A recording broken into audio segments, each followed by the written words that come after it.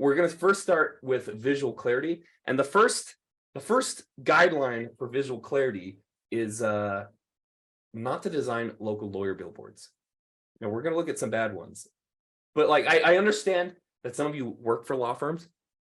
This isn't a dig at you because your designs are always really good. But there's some really bad local like lawyer billboards. If you haven't seen them, like driving down the highway or something like that, we're going to look at a few.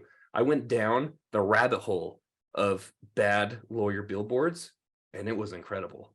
So local lawyer billboards, they're all the same and they're all bad. Accident, get the hammer. Or wrongful death, and they've just got like sledgehammers. Like, what are these? Or 444 4444 more with 4. These are too good. Like, injured, don't pull your hair out. Mybaldlawyer.com. So what these all have, what these all have in common is they're just too much, right? Like, you look at these and it's just overwhelming. And for something that's supposed to be easily to like consume while you're driving down the highway at 70 plus miles per hour in the United States, you should be able to consume these no problem, right?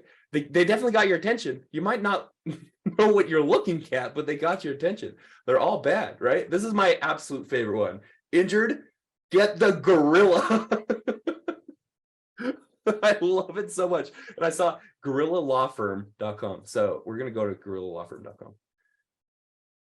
So this is a website for the Gorilla Law Firm. And as you look at this website, there's just a lot going on, right?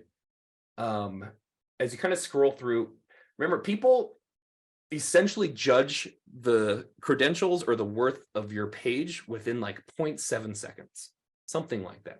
Looks like they sell protein. Absolutely, they do.